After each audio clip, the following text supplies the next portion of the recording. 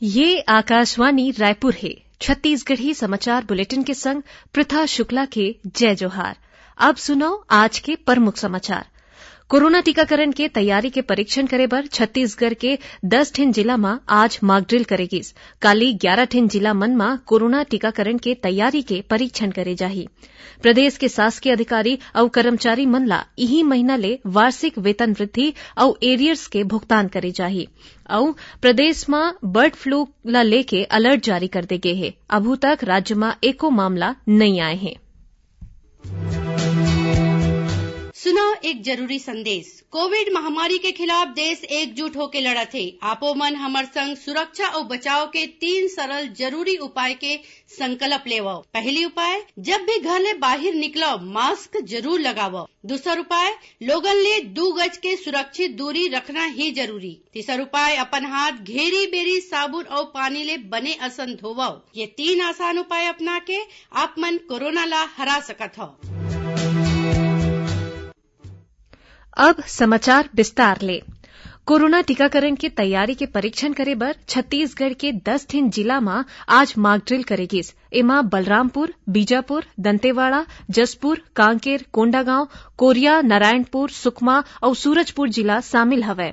ए जिला मन में ए मॉकड्रिल बिहनिया 10 बजे ले मझनिया 2 बजे तक होइस। राष्ट्रीय स्वास्थ्य मिशन के संचालक डॉ प्रियंका शुक्ला ह बताइन कि मॉकड्रिल के बेरा में कोविन ऐप में एंट्री ले लेके वैक्सीन लगाए तक कतना बेरा लगी एला देखेगिस। ए मॉकड्रिल हर जिला के एक शहरी और एक ग्रामीण क्षेत्र में करेगिस।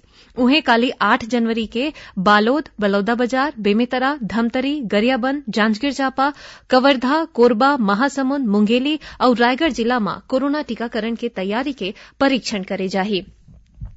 इति केंद्रीय स्वास्थ्य और परिवार कल्याण मंत्री डॉ हर्षवर्धन ह कहिन है कि देश में विकसित कोविशील्ड और कोवैक्सीन दवाई टीकाकरण जल्दी अवैया है। उमन ह कहिन कि सरकार ह पूरा देश में एकर तेजी ले आपूर्ति करे के प्रयास करत है। डॉ हर्षवर्धन ह कहिन है कि भारत के औषधि महानियंत्रक ह एकर आपात इस्तेमाल के मंजूरी दे दे है। उमन ह यहू कहिन कि देश ह पाछू 1 बछर के बेरा में कोरोना महामारी के मजबूती ले मुकाबला करे हैं, जेकर सेते देश भर में अब कोरोना के मामला में कमी होवत है। कोविड वैक्सीन के देशव्यापी टीकाकरण ले पहली राज्य और केंद्र शासित प्रदेश के तैयारी की समीक्षा करत हुए डॉ हर्षवर्धन ने कहिन है कि देश के 33 ठिन राज्य और केंद्र शासित प्रदेश में काली टीकाकरण के पूर्वाभ्यास करे जाही। उन्हें कोरोना टीकाकरण ला लेके केंद्रीय स्वास्थ्य मंत्री डॉ हर्षवर्धन हा छत्तीसगढ़ समेत आने राज्य के स्वास्थ्य मंत्री मन के संग वीडियो कॉन्फ्रेंसिंग के माध्यम ले गोट बात करेन। ओमन कहिन कि देश में पाछू दिन सक्रिय मरीज मन के संख्या भले ही बाढ़े होही, फिर कोरोना ले होवैया मृत्यु के दर 1.5% ले कम हवै। एकर संगे संग कोरोना ले ठीक होए मरीज मन के दर हा 96% ले ज्यादा हो गए है, जौनहा विश्व के आने देश के तुलना में बहुत अच्छा हवै। वीडियो कॉन्फ्रेंसिंग में प्रदेश के स्वास्थ्य मंत्री टीएस सिंहदेव हा कहिन है कि राज्य में कोरोना टीकाकरण बर फ्रंटलाइन वर्कर्स के पंजीयन करे जाथे। स्वास्थ्य मंत्री हा कहिन कि वैक्सीनेटर और प्रतिभागी मन ला लेके तैयारी पूरा कर ले गए हैं। मुख्यमंत्री भूपेश बघेल हा कहिन है कि धर्मनगरी राजिम हा सिर्फ एक शहर नो हवै, बल्कि ए हा पूरा छत्तीसगढ़ के संस्कृति के प्रतीक हरै। उमन हा कहिन है कि इहां सिर्फ 3 नदिया के ही संगम नहीं हवै, बल्कि सांस्कृतिक संगम घलो होथे। ए बात मुख्यमंत्री हा आज राजिम में साहू समाज डहार ले आयोजित करेगे भक्तिन महातारी राजिम दाई के जयंती महोत्सव में कहिन। श्री बघेल हा बताइन कि राजिम मेला ला व्यवस्थित रूप ले आयोजित करे बर जिला प्रशासन डहार ले नवा मेला स्थल पर 54 एकड़ भूइयां के चिन्हांकन कर ले गए है। ए मौका में मुख्यमंत्री हा फिंगेश्वर में नवनिर्मित सामुदायिक स्वास्थ्य केंद्र के नाव ला भक्तिन महातारी राजिम दाई के नाव में करे के घोषणा करेन। उमन हा राजिम में निर्माणाधीन धर्मशाला पर 50 लाख रुपया के स्वीकृति दे और राजिम माता सोच संस्थान पर 5 एकड़ भूइयां दे जाए के घलो ऐलान करिन है। उन्हें मुख्यमंत्री हा कोरबा जिला के जटका में महाविद्यालय पर नवा भवन बनाए और रामपुर में नवा महाविद्यालय शुरू करे के घोषणा करेन। जानबा के मुताबिक मुख्यमंत्री के पाछू दिन कोरबा प्रवास के पाली तानाखार के विधायक मोहित किरकिट्टा हा इस संबंध में मांग करे रहीन। उन्हें मुख्यमंत्री हा पाली विकासखंड के नोन बिर्रा में प्राथमिक स्वास्थ्य केंद्र घलो खोले जाए के घोषणा करेन।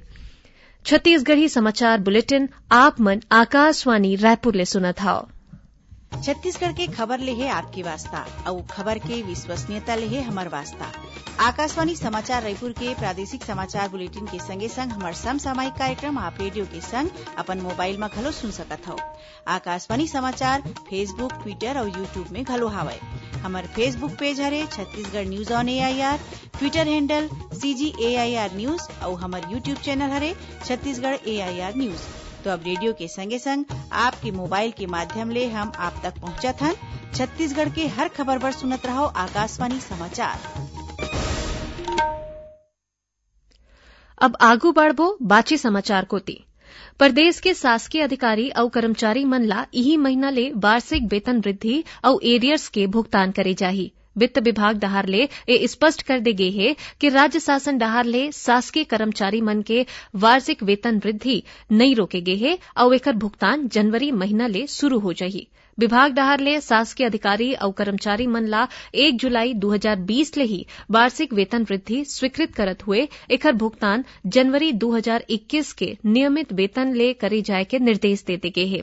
संगे संग पाछू 1 जुलाई ले 31 दिसंबर 2020 तक दे एरियर्स राशि के भुगतान घलो इही महीना ले करे जाही।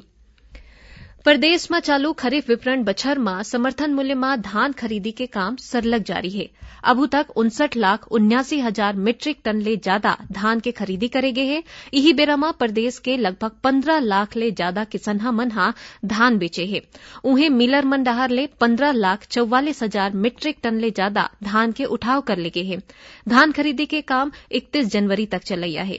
इही बीच प्रदेश के खाद्य सचिव डॉ कमलप्रीत सिंहा रायपुर जिला के धरसींवा, कूरा, पंडरभट्टा, खैरखूट और देवरी में संचालित धान खरीदी केंद्र के औचक निरीक्षण करें। ए बेरा में उमनहा किसान मन ले गोट बात करत हुए धान खरीदी के जानकारी ली।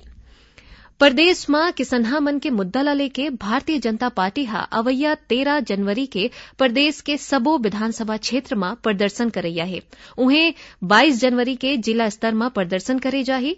जांजगीर में पत्रकार मन ले गोटबात करत हुए भाजपा के प्रदेश महामंत्री और विधायक नारायण चंदेल हा कहिन है कि राज्य सरकार के 2 बछर पूरा हो जाए के बाद घलो कई ठिन मुद्दा में कोनो ठोस निर्णय नहीं ले जा सके हैं।